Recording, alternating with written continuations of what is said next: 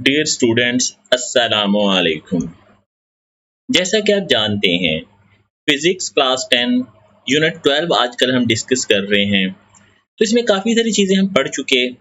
तो आज हम 38 से 41 तक मुख्तलिफ चीज़ें छोटी छोटी साइड बॉक्सेस में थी वो डिस्कस करेंगे।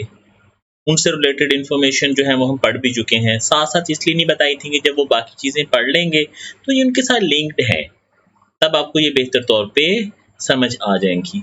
इसके अलावा इमेज लोकेशन कैसे बनती है वो हम देखेंगे, और साथ ही साथ कुछ एग्जांपल्स हैं वो हल करेंगे।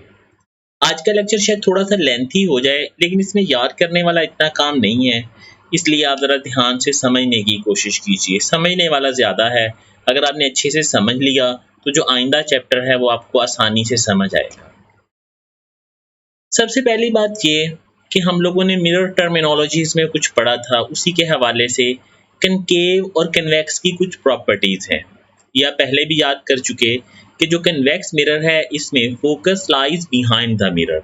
जो फोकस होता है वो मिरर की बैक साइड पे होता है, पीछे करके। यानी जैसे कि आप देख रहे हैं ये वाला है, तो इसमें ये बैक साइड पे होगा।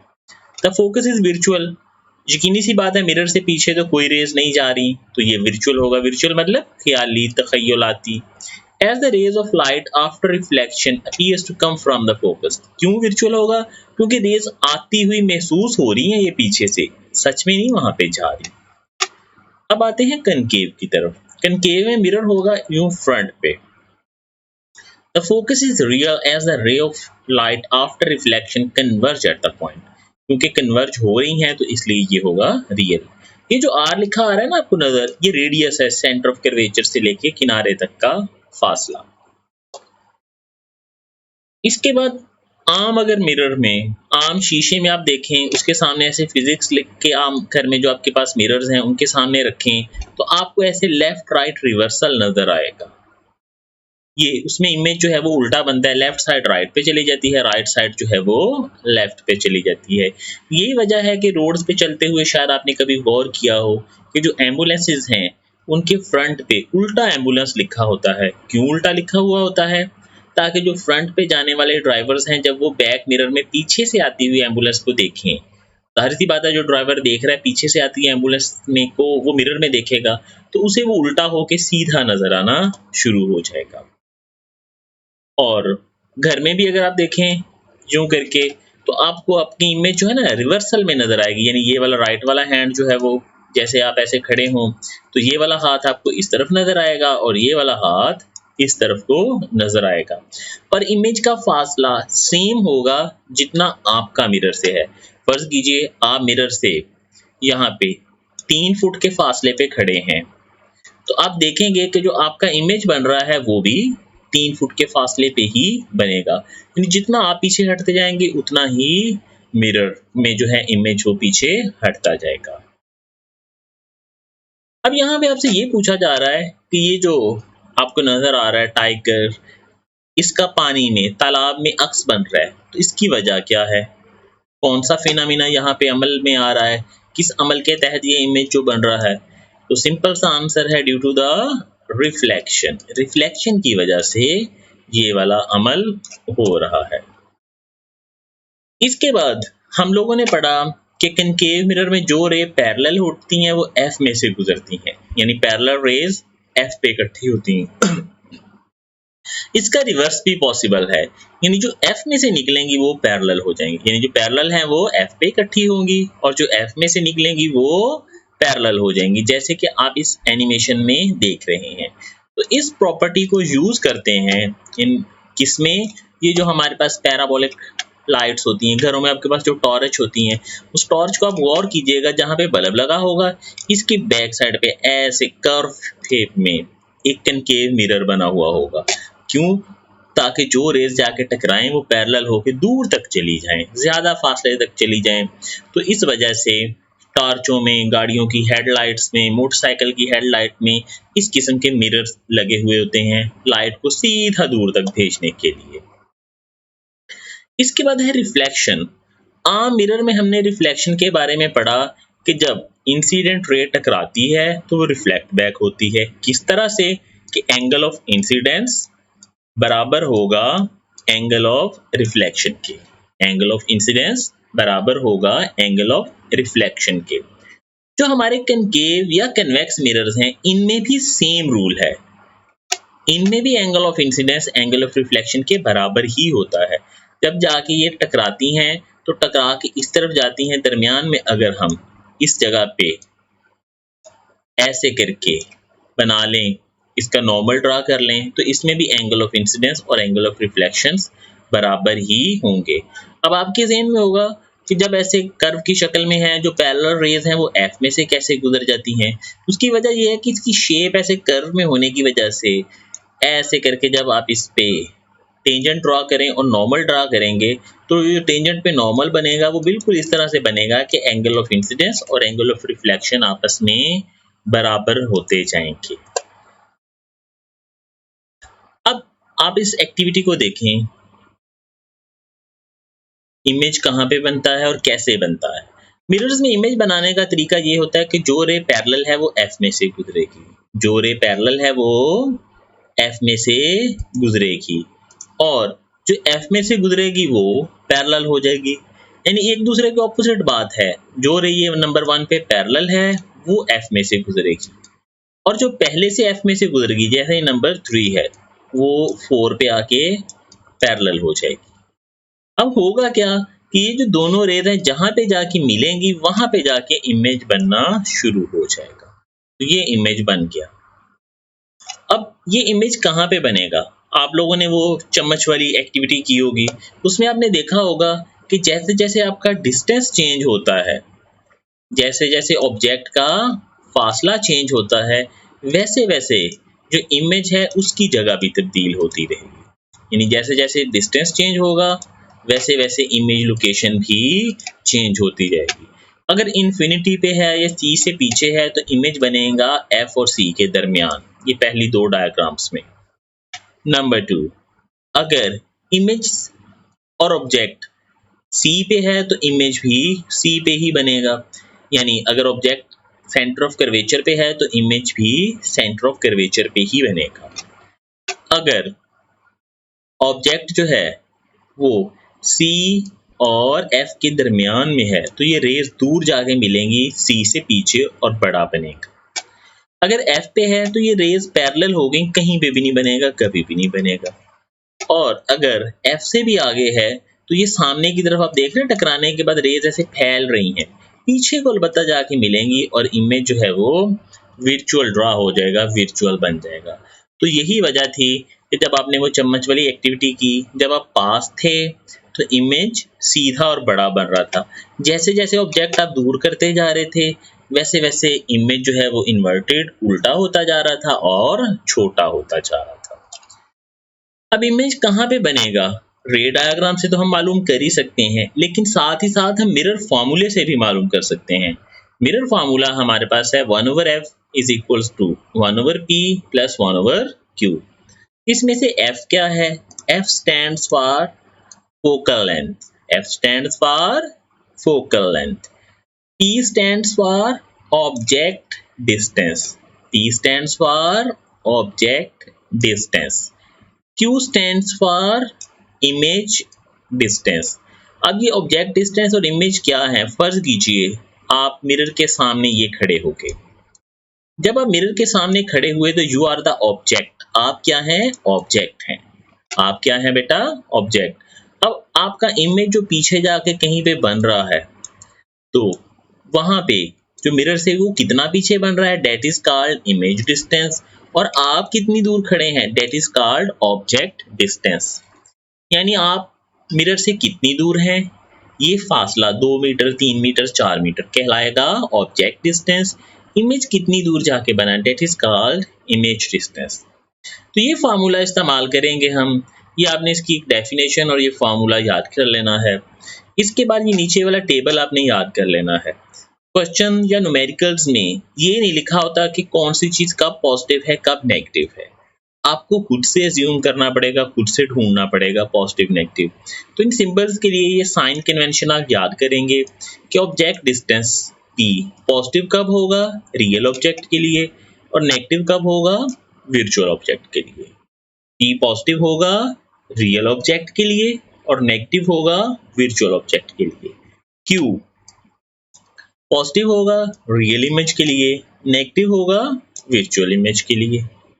क्यू पॉजिटिव कब होगा अगर इमेज रियल है, और नेगेटिव कब होगा जब इमेज वर्चुअल है। F focal length, focal length हम पढ़ चुके हैं, कनकेव मिरर के लिए पॉजिटिव और कन्वेक्स के लिए नेगेटिव। तो ये फार्मूला हम बहुत यूज करेंगे, इसे आप अच्छे से याद करेंगे। साइन कन्वेंशन आप अच्छे से याद करेंगे। साइन कन्वेंशन में खास तौर पे क्यू की बात और एफ की बात आप लाजमी याद करेंगे। हमारी बुक में एक भी एग्जाम्पल नहीं है जिसमें जो पी है वो नेगेटिव हो, कि हर जगह पे पॉजिटिव ही चला आएगा, तो इसलिए इसकी आपको टेंशन की जरूरत नहीं है। इन दोनों को आप अच्छे से याद कर लीजिए। नेक्स्ट अब हमारे पास है example 12.1। A concave mirror is used to reflect light from an object placed 66 centimeter. Object placed 66 centimeter मतलब ऑब्जेक्ट बड़ा है 66 centimetre in front of a mirror, mirror के सामने। तो ये क्या हुआ, object distance. The focal length of mirror is 46. Focal length है 46. Find the location of image.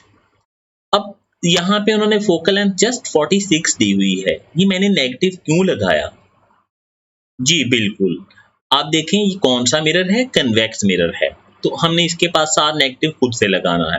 तो यही मैं आपको बात समझा रहा था कि सवाल में कहीं नहीं दिया होगा कि ये पॉजिटिव है या नेगेटिव है, आपने खुद से देखना है कि कौन सा मिरर है, उसके लिहाज से एफ को आपने पॉजिटिव या नेगेटिव कर देना है। इसी तरह इमेज का आपने खुद से देखना है सवाल में क्या दिया हुआ है। तो क्यू मालूम करना है, find the location of image, image कहाँ बन रहा है, कितने फासले पे बन रहा है, मतलब क्यू मालूम करना है। तो हमारे पास फॉर्मूला था 1/f is equals to 1/p plus 1/q। Values हमने पुट की, 1/f माइनस 46, p हो गया 66, ये प्लस है ना तो दूसरे एंड पे जाएगा तो माइनस होगा, तो ये इस तरफ आके माइनस। अब ये जो फ्रैक्शन वाले सवाल हैं यकीनन आपको वैसे भी आते होंगे, लेकिन आप लोग इन्हें कैलकुलेटर पे हल कीजिएगा ताकि आपका टाइम बचे। वैसे आप हल करेंगे गलती का चांस भी है और टाइम भी बहुत लगेगा। कि फ्रैक्शन वाले सवाल शायद आपने कभी कैलकुलेटर पे ना किए हो, तो आपको थोड़ा गाइड करता चलूं कि ये कैलकुलेटर पे होंगे कैसे। मार्केट में जो कैलकुलेटर्स अवेलेबल हैं ये दो शेप्स में आपको मिलेंगे, ये आपके सामने दोनों नजर आ रही हैं। इस पे ये वाला बटन जिस पे आपको व्हाइट सर्कल नजर आ रहा है, ये फ्रैक्शन के लिए होता है। अगर आपने लिखना है 1/46 तो आप प्रेस करेंगे 1, ये वाला व्हाइट वाला बटन, और 46, तो ये लिखा जाएगा 1/46। स्क्रीन पे ऐसे बटन नजर भी आ जाएगा आपको बना हुआ। फिर ये जो गोल गोल सा आपको बटन नजर आ रहा है, इसको राइट दबाएंगे तो आगे जाएगा लेफ्ट से पीछे। इस तरह ये वाला जो मॉडल आपको दूसरा मॉडल नजर आ रहा है, इसमें भी ये व्हाइट में मैंने सर्कल किया, ये लिखा है AB/C। तो आप 1/46 कैसे लिखेंगे, 1 प्रेस करेंगे, ये वाला बटन प्रेस करेंगे, और 46, तो ये लिखा जाएगा 1/46। फिर माइनस 1/66। अच्छा, आपको ये तो यकीनन मालूम होगा कि ये जो माइनस है जो मैंने अभी सर्कल करके जिसके ऊपर 1 नंबर लिखा है, और ये वाला जो माइनस है जिसके ऊपर मैंने सर्कल करके 2 लिखा है, इनमें कुछ फर्क है? यकीनन है। ये एक, इसे हम कहते हैं सबट्रैक्शन, तफरीक। ये हमेशा 2 नंबरों में होती है, 3 - 5, 5 - 10। ये जो 2 मैंने लिखा है ये निगेशन है, सिंबल है, अलामत है, -3 -5 -4, ये सिंगल नंबर भी हो सकता है। तो जब आपने सबट्रैक्शन यूज करनी है तब तो आपने ये वाला बटन इस्तेमाल करना है, ये वाला। जब आपने निगेशन वाली अलामत डालनी है तो फिर ये जो बटा है ना, इसके नीचे एक बटन आपको नजर आ रहा है, ये नजर आया, ये वाला। तो ये -1/46 जब आप लिखेंगे तो ये वाली माइनस, फिर 1, फिर ये ओवर 46, फिर सबट्रैक्शन के लिए ये वाली माइनस। तो उम्मीद है कि आप समझ गए होंगे कि कैलकुलेटर पे इस रकम को आपने कैसे लिखना है। तो चलें अब नेक्स्ट कंटिन्यू करते हैं जी। तो जब आप इसे कैलकुलेटर पे लिखेंगे तो ये वाली रकम जो आपके सामने है ये आंसर अपीयर हो जाएगा। आप बदल लें, हमें क्यू मालूम करना है ना, तो इसको भी Q/1 कर दें, इसको 759/28 कर दें, यानी दोनों तरफ के बटे हमने रिवर्स कर दिए, रकमें उल्ट दी। अब इसके बाद Q को 1 पे डिवाइड करें तो Q ही रहेगा, 759 को 28 पे कैलकुलेटर पे डिवाइड कर लें, 27.10 आंसर आ जाएगा। और राउंड ऑफ करेंगे तो -27 सेंटीमीटर्स हो जाएगा। Negative sign indicates the image is visual. उम्मीद है आपको कैलकुलेटर से हल करना इस सवाल को समझ आ गया होगा। तो लाजमी तौर पे कैलकुलेटर पे ही ट्राई कीजिएगा, क्योंकि रकमें लंबी लंबी हैं और भी क्वेश्चंस आने हैं, मुश्किल होगी, टाइम बहुत लगेगा अगर आप मैनुअली कॉपी पे हल करेंगे तो। फिर भी आपको कैलकुलेटर पे हल करने का समझ ना आए तो आप मुझे दोबारा व्हाट्सएप पे कंफर्म कर दीजिएगा, मैं आपको एक्सप्लेन कर दूँगा। Example 12.2. An object is placed 6 cm in front of a concave mirror. Object का फासला 6 cm. Focal length 10. अब सोचें F पॉजिटिव लिखूं या negative for the concave mirror? Yes, for the concave mirror होगा F पॉजिटिव। दुरुस्त सोचा होगा आप लोगों ने भी। Q हमें मालूम करना है, लोकेशन ऑफ इमेज। तो इसे हल करते हैं। 1/f is equal to 1/p plus 1/q. 1/10 is equal to 1/6 plus 1/q. ये 1/6 प्लस है, दूसरे एंड पे जाएगा तो माइनस हो गया। कैलकुलेटर पे अब हल करेंगे तो 1/q is equal to -1/15। दोनों साइडों की फ्रैक्शन रिवर्स में बदलें। q/1 बराबर है 15/1। 1 पे डिवाइड करें ना करें कोई फर्क नहीं पड़ने वाला, तो -15 and negative sign indicates the image is visual। अब आज हमने टेक्स्ट बुक पे पेज नंबर 38 में से कुछ चीज़ें पढ़ी, आपने इन्हें जस्ट रीड आउट कर लेना है। ये for your information, just for reading. ये वाला बॉक्स भी सिर्फ रीड आउट कर लेना है, ये भी सिर्फ रीड आउट करना है और ये भी रीड आउट करना है। ये जो बॉक्स रेड कलर का आपको नज़र आ रहा है, इसे आप कोशिश कीजिएगा याद ही कर लें। वैसे ये पहले भी आपको याद होगा, हम इसे पढ़ चुके हैं जब हमने फोकल लेंथ पढ़ी थी। इसके बाद ये reflection of light by the spherical mirror, ये नीचे करके 39 पे ये वाला, इसे भी सिर्फ आपने रीड आउट करना है। इस सारे को आप रीड आउट करेंगे। ये एक्टिविटी आई होप आपने लाजमी परफॉर्म की होगी, तो ये आपको समझ आ गई होगी। इसे भी सिर्फ आप रीड करेंगे। ये स्पॉन्स वाली वही एक्टिविटी है, रीड करनी है, ये भी सिर्फ रीड करना है, ये भी रीड, ये भी आपने रीड करना है। ये वाले इस किस्म के कन्वेक्स मिरर आपने शायद शॉपिंग हॉल्स में, बसों में भी देखे होंगे। बस के फ्रंट पे एक ही लगा होता है, पूरी बस इसमें से नज़र आ रही होती है। गाड़ियों के साइड मिरर्स होते हैं।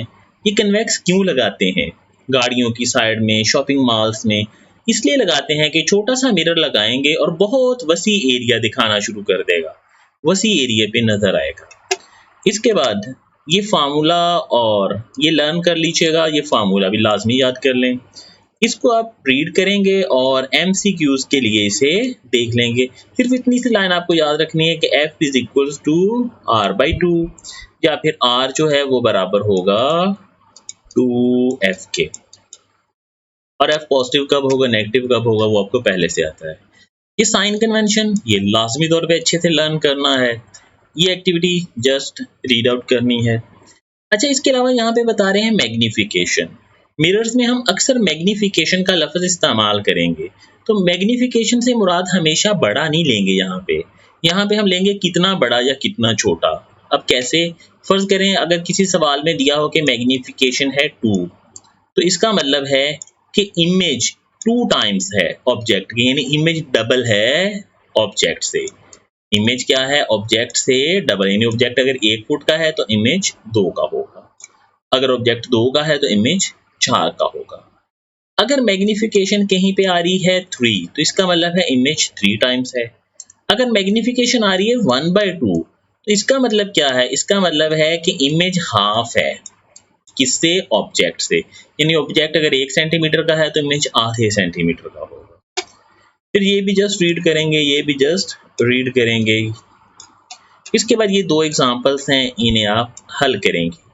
और अगेन आपको बता रहा हूँ, इन्हें हल करते हुए अपने ध्यान से स्टेटमेंट पढ़नी है, इनका डाटा गौर से सोच के लिखना है, कौन सी चीज़ को पॉजिटिव कौन सी नेगेटिव। इस पूरे सबक में ऑलमोस्ट एक ही फार्मूला ज़्यादातर इस्तेमाल होगा, 1/f is equal to 1/p plus 1/q। लेकिन इस चैप्टर के एग्जाम्पल न्यूमेरिकल्स को बच्चे मुश्किल कंसीडर करते हैं। क्यों? साइन कन्वेंशन की वजह से। अलामतें उन्हें भूलती हैं कि कब पॉजिटिव करना है, कब नेगेटिव करना है। अलामत गलत आपने डाटा में लिख ली, सारा सवाल गलत हो जाएगा। नंबर 2, मोस्टली बच्चों को ये फ्रैक्शन वाले सवाल कैलकुलेटर पे हल नहीं करने आते। वो कंफ्यूज हुए रहते हैं। तो आप इन्हें लाजमी कैलकुलेटर पे हल करके देखिएगा। कोई कंफ्यूजन हो तो आप मुझसे कांटेक्ट कर लीजिएगा। तो आज के लिए इतना ही लेक्चर है। इसमें से आप लोगों ने देखा है कि याद करने वाला काम बहुत थोड़ा है। बस ये आपने फार्मूला याद करना है, इसके साइन कन्वेंशन याद करने हैं और बाकी सारा रीड आउट करके समझना है।